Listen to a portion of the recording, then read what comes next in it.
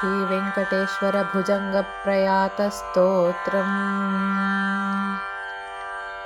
मुखे चारुहासं करे शङ्खचक्रम्, गले रत्नमालां स्वयं मेघवर्णम्, तथा दिव्यशस्त्रं प्रियं पीतवस्त्रम्, धरन्तं मुरारिं भजे वेङ्कटेशम्, धरन्तं मुरारिं भजे वेङ्कटेशम्।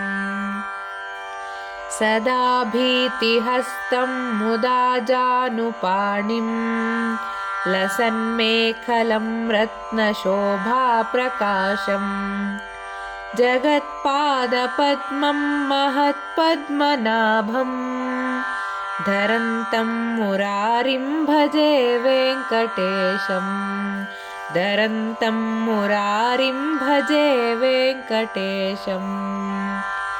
अहो निर्मलं नित्यमाकाशरूपं, जगत्कारणं सर्ववेदान्तवेद्यम्, विभुं तापसं सच्चिदानन्दरूपं, धरन्तं मुरारिं भजे वेङ्कटेशम्, धरन्तं मुरारिं भजे वेङ्कटेशम्।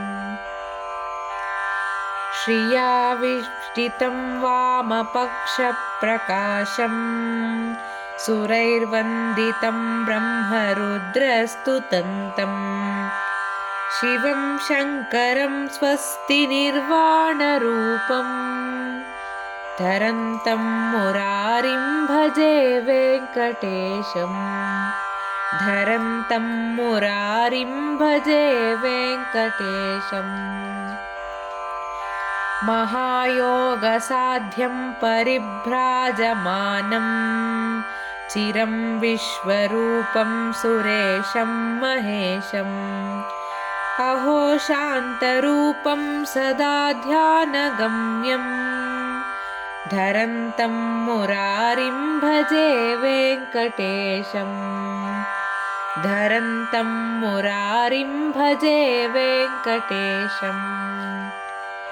अहो मत्स्यरूपं तथा कूर्मरूपं, महाक्रोडरूपं तथा नारसिंहम्, भजे कुब्जरूपं विभुं जामदग्न्यं, धरन्तं मुरारिं भजे वेङ्कटेशम्, धरन्तं मुरारिं भजे वेङ्कटेशम्।